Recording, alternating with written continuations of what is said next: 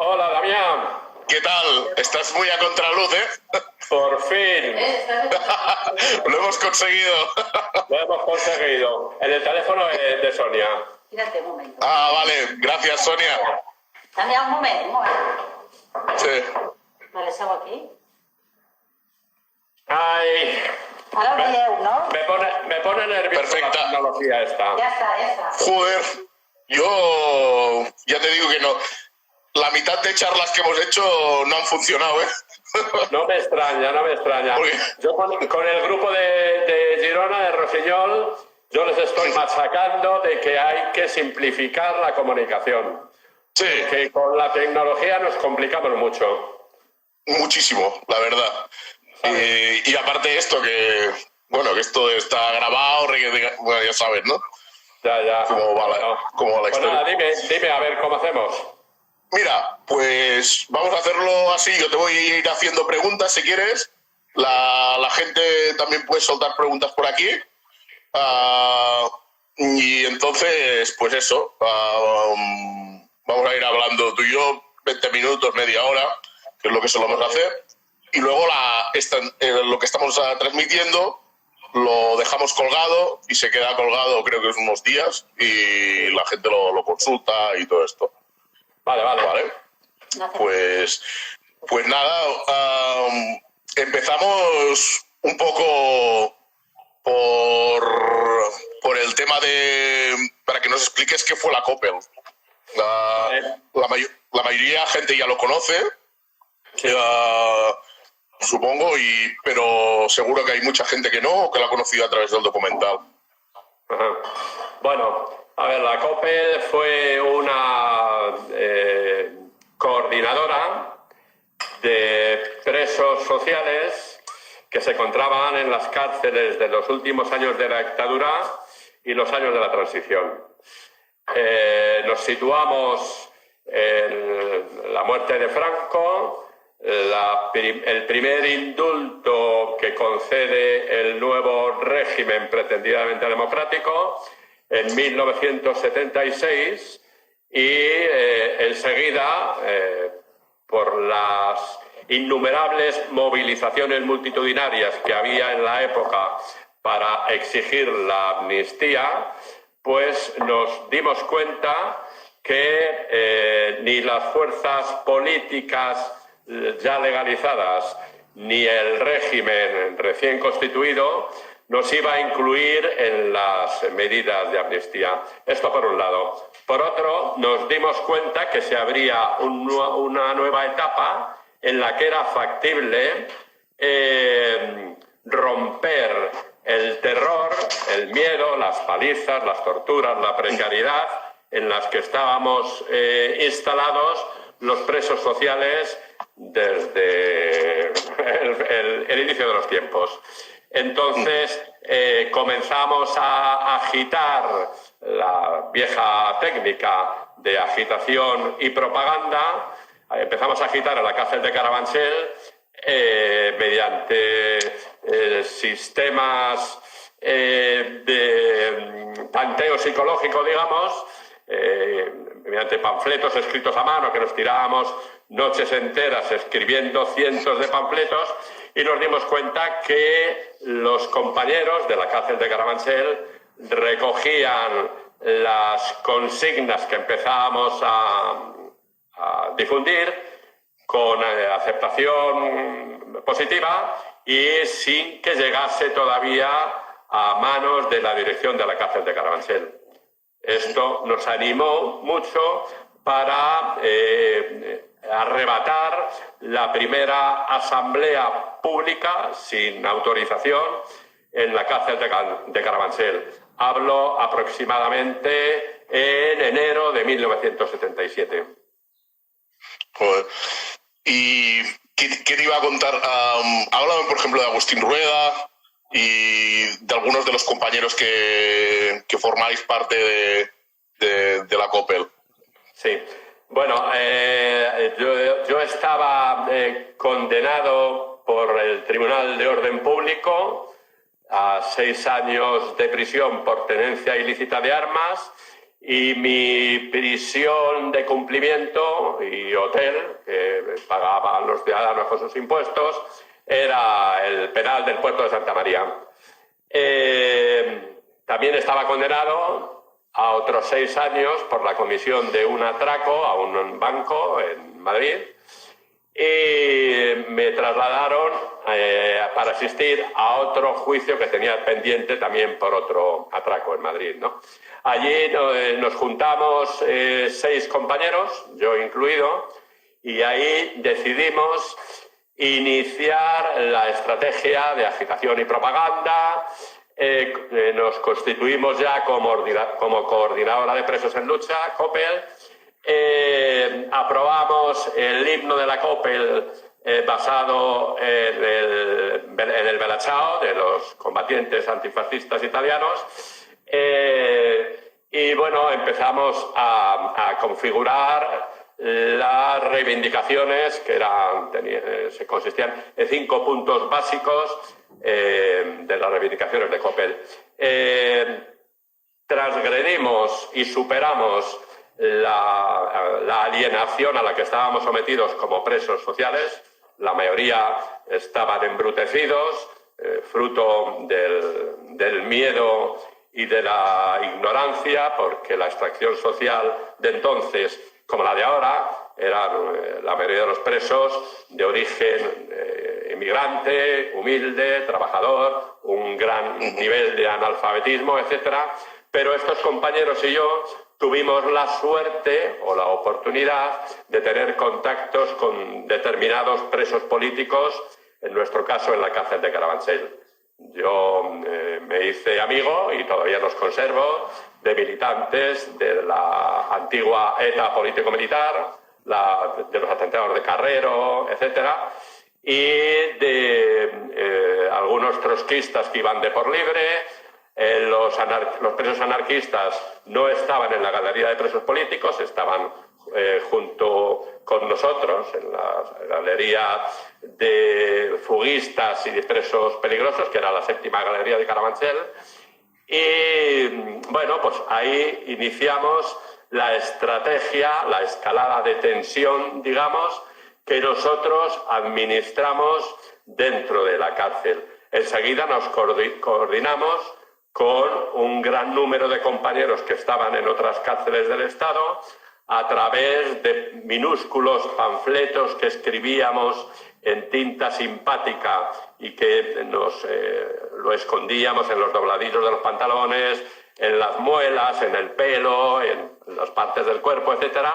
Y enseguida los compañeros de otras cárceles pues acogieron con gran simpatía la creación de la COPEL y llegamos a un acuerdo de lucha táctica en el que coordinamos la acción mediante huelgas de hambre, autolesiones, etcétera, hasta julio de 1977, que coordinamos varios motines en diversas cárceles del Estado. En Carabanchel, en concreto, se erigió el 18 de julio del 77 como forma de neutralizar el alzamiento fascista del inicio de la Guerra Civil, y esto desencadenó el inicio de unos cuantos motines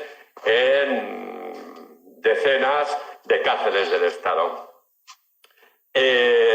Bueno, fue sobre todo 1977, fue un año muy intenso de innumerables acciones de lucha, en principio todas pacíficas. Nunca en ese año nadie agredió a ningún funcionario de prisiones o carceleros, nunca. Utilizamos todos los medios legales establecidos para difundir nuestras reivindicaciones a través de los medios de comunicación, a través de escritos, denuncias, instancias, etcétera. Y bueno, pues veíamos que no había voluntad política de no solo conceder, incluirnos en la amnistía, que era un clamor popular cada vez más amplio, sino ni siquiera hacer una mínima reforma dentro de las cárceles del Estado. Pedíamos depuración de jueces y funcionarios de ideología franquista, que los conocíamos muy bien por haber sufrido las consecuencias de la represión de la dictadura. Exigíamos la desaparición de jurisdicciones especiales, el Tribunal de Orden Público, la Ley de Bandidaje y Terrorismo, etcétera. Y bueno, el motín del 18 de julio de 1977 fue el punto de inflexión en el que el Estado decidió apretar todavía más la nueva etapa de represión contra el movimiento de presos sociales y la COPEL, digamos, como vanguardia, ¿no? Enseguida nos dispersaron en diversas cárceles del Estado, pero esto contribuyó todavía más a expandir nuestra táctica, la suma de compañeros de otras cárceles, hasta que a últimos de 1977 el Estado decide concentrarnos a los que consideraba cada dirección de la cárcel que éramos los principales cabecillas del movimiento de COPEL en una cárcel especial alejada del centro neurálgico del Estado español, la cárcel del Penal del Dueso en Santoña, Cantabria, y allí la represión fue brutal, ¿no? Teníamos dentro de las cárceles, de la cárcel del Dueso, a los antidisturbios del Pañolito Rojo, que era de intervención especial, y toda la actividad que se hacía dentro de la cárcel a punta de metralleta. Nos tenían aislados en unas celdas inhumanas, sin váter, hacíamos nuestras necesidades en orinales, pero así y todo conseguíamos hacer nuestras asambleas, conseguimos una fuga coordinada con enorme astucia, a pesar de tener a los antidisturbios allí, 4 compañeros conseguimos que se fugasen, y entonces, bueno, a ver, que me pierdo un poco en el tiempo,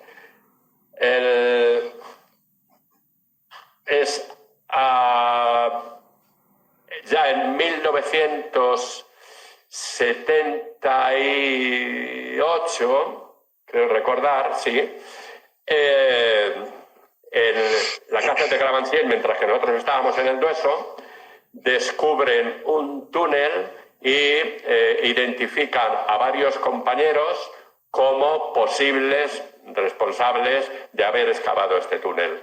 Entre ellos se encontraba el militante anarquista y militante de la COPEL, Agustín Rueda Sierra, que bueno, fue brutalmente apaleado, torturado, junto con otros 8 compañeros más, en la galería de los condenados a muerte de la cárcel de Carabanchel. Y la noche, quiero recordar, del 14 de marzo de 1978, acabaron con su vida. Intentaron achacar a los compañeros de COPEL su responsabilidad en su muerte, y menos mal que tuvimos el apoyo que se había creado en el inicio de la constitución de COPEL de un numeroso grupo de abogados comprometidos que nos apoyó desde el principio, y un par de abogados consiguieron enterarse de lo que realmente había pasado con el asesinato de Agustín Rueda. Los Grapo, a la semana siguiente, respondieron con un atentado contra el director general de prisiones de la época, Jesús Haddad, y le mataron con resultado de su muerte. Los Grapo, desde hacía unos meses, prácticamente desde el inicio del motín de julio de 1977, vieron que entre los compañeros de COPEL podía haber futuros militantes de su organización, y nos permitieron ir a sus asambleas, En fin, bueno, de hecho, en la cárcel de Córdoba, donde nos trasladaron a raíz del motín del 18 de julio de 1977, convivíamos en una galería especial los 40 y tantos compañeros de Coppel que nos habían identificado como, decían, cabecillas en Carabanchel, con los primeros presos del Grapo, y de hecho allí conseguimos hacer un túnel bastante largo y estuvimos a punto de fugarnos junto a ellos. Bueno, en la práctica, con el paso del tiempo, algunos compañeros de Coppel se sumaron al Grapo. Recuerdo un par de compañeros que les mataron en un atraco en Sevilla en nombre de los Grapo, habían sido antes compañeros de Coppel, etcétera, ¿no? A raíz de los Grapo matar al director general de prisiones, el Estado nombra a un nuevo director general de prisiones de talante progresista, Carlos García Valdés, que se había significado en la defensa de presos políticos en el Tribunal de Orden Público de la dictadura, y nos dimos cuenta que el Estado apostaba por la zanahoria. Este era un hombre con un reconocido prestigio por su defensa en el Tribunal de Orden Público de presos políticos y demás, y los abogados que nos apoyaran le avalaron para iniciar un contacto con los presos de Coppel. Él nos fue a visitar al penal del Dueso. Hablo de últimos de marzo de 1978, y bueno, ahí la comisión de Coppel que se formó, yo entre ellos, éramos 9 compañeros que nos entrevistamos con él, le dimos una oportunidad táctica, sobre todo con el fin de que nos devolviese a nuestras cárceles de origen. En mi caso, y otros compañeros que nos devolviesen a Carabanchel. Ahí intentó el nuevo director general conseguir una especie de cogestión que nosotros tácticamente apoyamos, porque en cuanto fueron pasando los meses de lucha de Coppel, nos dimos cuenta que se había cerrado la posibilidad de conseguir no ya la amnistía, que la última ley de amnistía se aprobó en octubre de 1977, sino ni siquiera un indulto que un grupo de senadores de Cataluña, de Euskal Herria e independientes habían propuesto en el Congreso, y propuesta que fue derrotada por el resto de partidos políticos, incluso los que decían de izquierdas, el Partido Socialista, el Partido Comunista, etc. Nos dimos cuenta que teníamos que seguir nosotros solos con nuestra lucha, y decidimos a toda costa fugarnos, aprovechando la fuerza y la capacidad de coordinación que teníamos. En fin, es bastante denso, Damián. Uy, aquí para estar hablando 10 horas de todo esto, ¿no? y solo te queremos comprometer media hora hoy. Mira, te iba a contar, hostia, todo esto que nos has contado y así, ¿crees que es suficiente, que se ha hablado suficiente sobre todo lo que pasó en vuestra época y sobre todo sobre la Coppel? Es relativamente desconocida para... Bueno, yo creo que junto a el libro tesis cum laude que escribió el amigo y compañero César Lorenzo Rubio, el movimiento de presos sociales en la transición, editado por Virus, ahí relata perfectamente el origen, digamos, de la movilización de los presos sociales ya desde los primeros años 70. Describe perfectamente el sistema de terror que había en las cárceles de la dictadura y cómo fruto de las movilizaciones populares, los presos sociales nos animamos para recuperar la dignidad perdida y constituirnos en un grupo homogéneo, con nueva conciencia, con unos valores que hasta ahora nunca habíamos tenido, que imitamos evidentemente de la forma de organizarse y compartir de los presos políticos, junto al libro de César, el documental de la Coppel y algunos otros fanzines, algún documental también hay, 40 años y un día, que no sé si lo conocéis. Yo creo que a ese nivel sí se ha hablado bastante. Lo que ocurre que, como tantos movimientos sociales de la transición, pues ha quedado como muy aparcado, como muy disperso, digamos, ¿no? Haciendo un salto, bueno, también has contado una cosa muy interesante, ¿no? Este hombre teóricamente progresista, ¿no? Entre comillas, que pusieron. Esas son las trampas, ¿no?, que siempre pone un poco el sistema. ¿Crees que estas son las cosas que ayudan a que todo vaya peor? Poner gente de este tipo en las instituciones, que hacen rebajar a los movimientos o lo que decías de la zanahoria. Claro, bueno, el Estado o el capitalismo, centrándonos, digamos, en nuestra sociedad, nuestra forma de organización económica, laboral, bueno, por hablarlo finamente, ¿no? Son nuevas formas de explotación, más light y, digamos, que sustituyen a los viejos sistemas, a las viejas dictaduras, que funcionaron eficazmente durante un tiempo y que ahora, en su tiempo, el capitalismo se dio cuenta que debía perfeccionar con esto que llaman democracia de una forma mucho más eficaz, ¿no? A los cambios políticos de cada época, el nuevo régimen perfecciona sus nuevos sistemas de control y represión. Lo que ocurre es que la transición en el Estado español, para ellos, tuvo muchas complicaciones y fruto de las innumerables movilizaciones populares que había en infinidad de frentes, por no hablar de las organizaciones armadas que había en la época, que era un factor evidentemente de desestabilización y que no permitía la consolidación tan urgente que tenían del nuevo sistema democrático.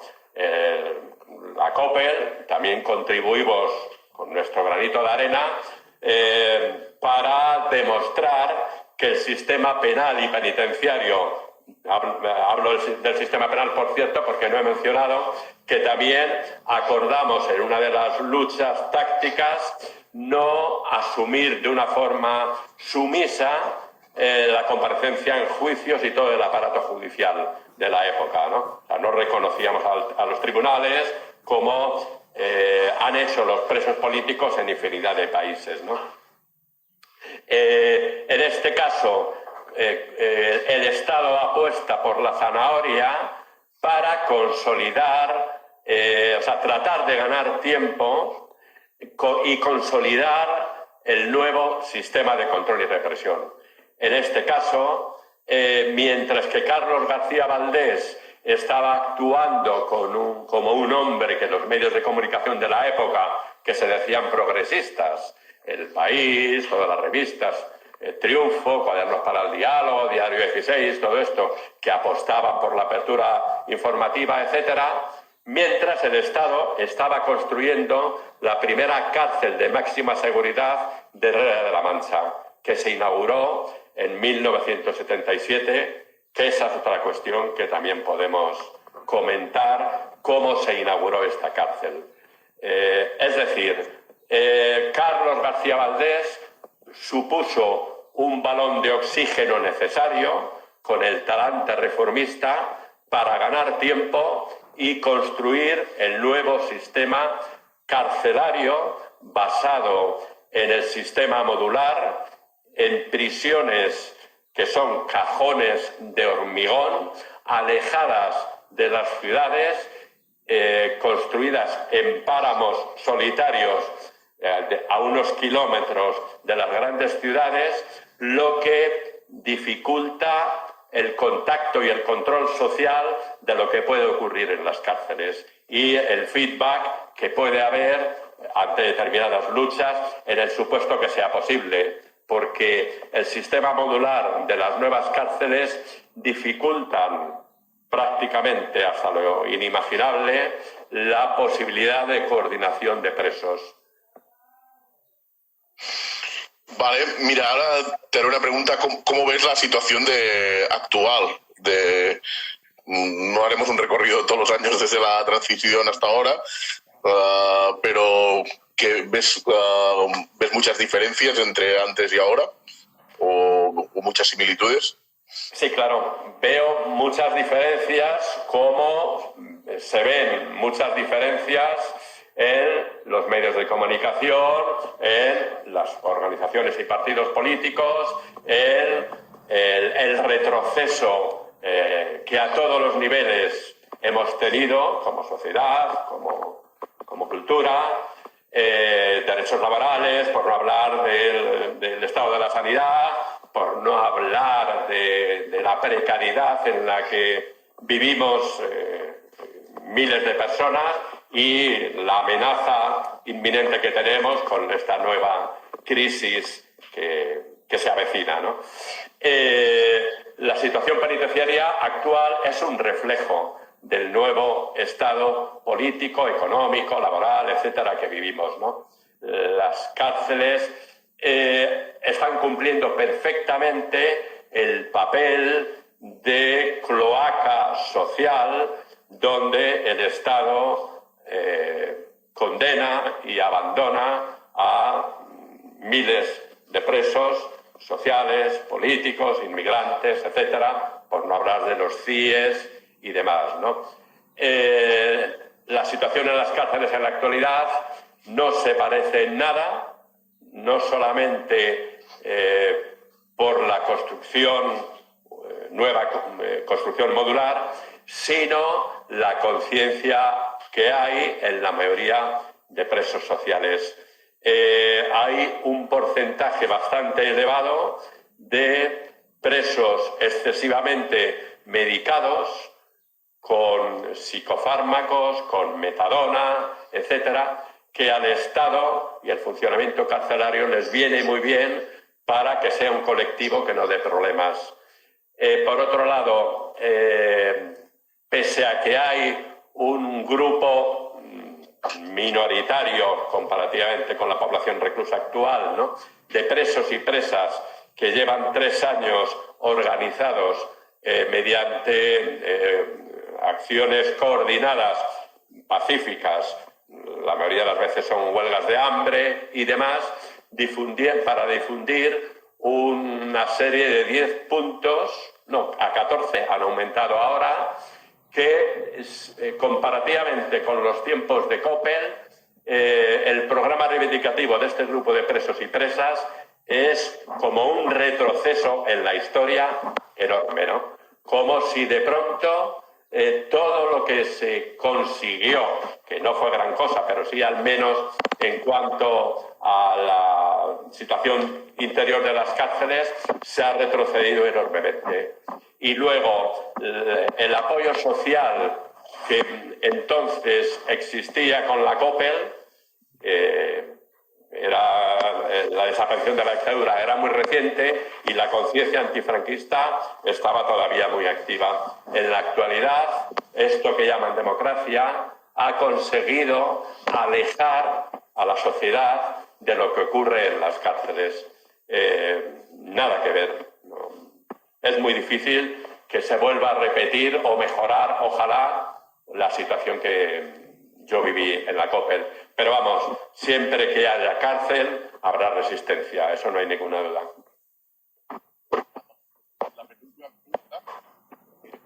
No te oigo, Damián. ¿Me oyes? ¿Ahora? No te oigo. ¿Me oyes? ¿Sí?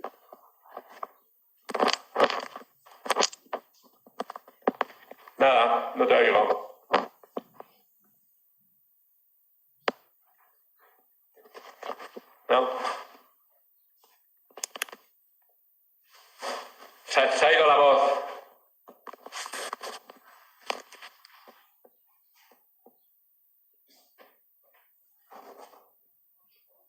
No, se ha congelado. Se ha congelado su imagen. Ahora. Ahora, pero no te oigo.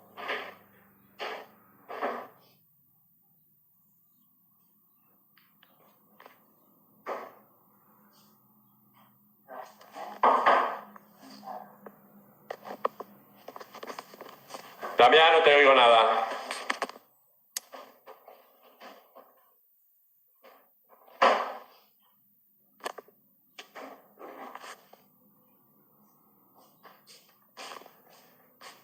Sí, el nuevo colectivo de presos y presas lo componen aproximadamente unos 30 y tanto, la mayoría son hombres, pero alternativamente siempre hay 2 o 3 mujeres que se suman a esta coordinación de lucha.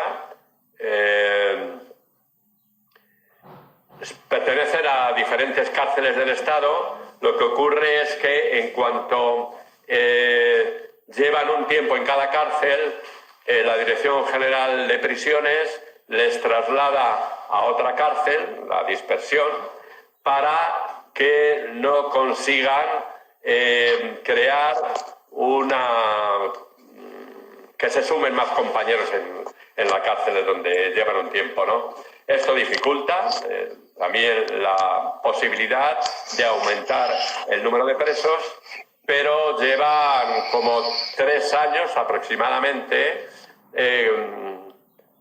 creando huelgas de hambre en diferentes cárceles del Estado. La última hace justo un par de meses, cuando surgió el coronavirus donde cada 10 días se iba sumando un par de presos, compañeros, a esta acción reivindicativa. Bueno, como decía, es un programa de 14 puntos donde exigen la desaparición de los malos tratos, el tercer grado o la libertad de presos gravemente enfermos o mayores de 70 años, que hay bastantes presos mayores de 70 años con una salud, fruto de la casi nula en algunas cárceles sanidad penitenciaria. En un par de cárceles de Andalucía, Sevilla en concreto, llevan meses sin que hubiese ningún médico dentro de la cárcel. Luego, otro de los puntos es la administración de la medicación de una forma equilibrada, a ser posible por médicos externos a la Dirección General de Prisiones. Hay varias comunidades que ya tienen el servicio de sanidad que no pertenece al Estado, que pertenece a la comunidad, y por lo tanto, como en Cataluña, pertenece al Institut Català de Salud, y ellos son los que se encargan de la administración de la medicación. El gran problema es que en un gran número de cárceles del Estado les administran, para desentenderse y disfrutar del fin de semana, los médicos de cada cárcel, les administran la medicación completa correspondiente al fin de semana, y en un gran porcentaje de casos ha habido bastantes presos y presas que se han suicidado o se les han descontrolado, se han metido toda la medicación el fin de semana y han muerto. Engloban el nivel de muertes en prisión, que en los últimos años son unos 250 presos y presas que están muriendo en las cárceles. Un gran porcentaje por suicidios, otro gran porcentaje por sobredosis, etcétera. Que ese es otro tema. La droga en la actualidad en las cárceles sigue circulando con una fluidez que yo, incluso en la época, nunca he conocido. Ahora dicen que con todo el sistema de control que hay, porque han suspendido las comunicaciones con abogados, con familiares, etcétera, a raíz del coronavirus, y prácticamente no entra droga en las cárceles, que los sindicatos mercenarios de carceleros, Comisiones Obreras, UGT, ACAI, dicen que entraban los familiares. Pues de nuevo siguen muriendo presos por sobredosis en la actualidad. ¿Te la he publicado? ¿Perdona? Te he publicado la última pregunta. ¿Me oyes? Última pregunta. Sí, el proceso para hacer el documental fue bastante largo y laborioso.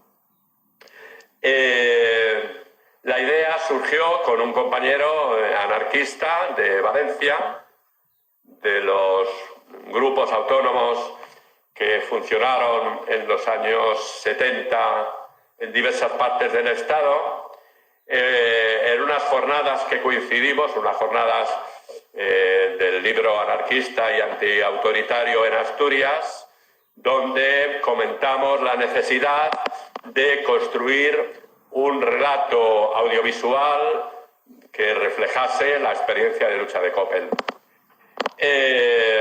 Bueno, con mucha voluntad y con tiempo, yo me dediqué a contactar con antiguos compañeros, pocos, porque la mayoría murieron en los años de la irrupción de la heroína, que no hemos hablado, pero bueno, ya se sabe bastante también.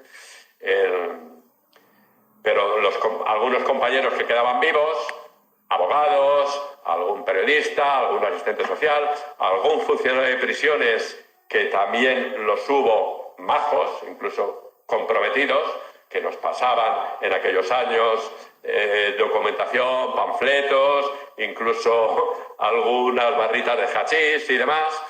Bueno, pues recogimos los testimonios de todos estos compañeros y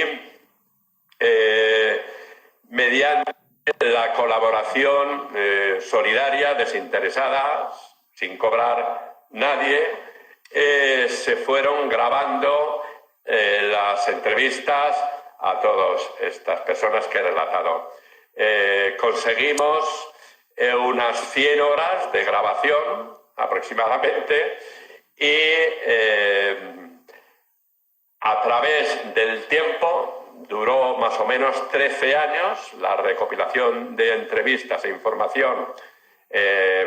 Muy fácil la recopilación de información gráfica, de prensa de la época y demás. Pero claro, había tanta prensa también y relatos gráficos de la época, especialmente el año 1977, no había semana y en meses, incluso día tras día, donde no apareciese alguna información de las luchas en las cárceles. Nos vimos en la necesidad de tener que recurrir a el inicio de un sistema de crowdfunding a través de la plataforma de Berkami para conseguir recaudar el dinero que necesitábamos para dar forma a este desbarajuste de documentación, entrevistas y demás. Ahí tuvimos la suerte que surgió la Gemma Serraima, que es también familia de rebote, digamos, y la Gemma fue clave para organizar y dirigir de alguna forma el Berkami y la finalización del documental. Conseguimos superar con creces la cantidad estimada para finalizar el documental. Tuvimos un apoyo muy grande de muchos compañeros y compañeras de infinidad de sitios, tanto del Estado español como de otros países del mundo mundial, y conseguimos la colaboración de Metromunster para el montaje y de un montador, Pablo Gil Retuerto, muy majo, que se le ocurrió bastante, yo con él, así asesorados en una habitación con barrotes y demás que comentábamos que parecía que estábamos dentro de la cárcel montando el documental. Y bueno, finalmente conseguimos estrenarlo en octubre, el 24 de octubre de 2017, en la Cinética, un cine ocupado en el barrio de Sant Andreu de Barcelona, con una asistencia, bueno, de lleno total y, bueno, una gran satisfacción poder haberlo presentado junto a Fernando, el compañero anarquista de la época, y en la actualidad está también muy activo a través de la plataforma y la web de tocata.org, y la Yemma, los tres en el escenario presentando el documental. Para mí fue una situación con una carga emocional inenarrable que, bueno, dije, ha merecido la pena. Luego, bueno, conseguimos con el paso del tiempo crear el documental con subtítulos en inglés, en francés, en italiano, en alemán, y lo presentamos en infinidad de pueblos y ciudades del Estado español, y en Italia, en Francia, en Alemania, en varios países de Latinoamérica. Bueno, todavía de vez en cuando pues piden si se puede difundir o si se puede participar en algún debate y demás. Bueno, pues como vosotros, Damián. Muy bien. Pues nada. Hasta pronto. Muy agradecido de nuevo hacer este psicoanálisis liberador y nada, aquí estamos para lo que queráis. Muy bien. Ahora publica el vídeo y hasta pronto. Vale, salud, un abrazo. Chao.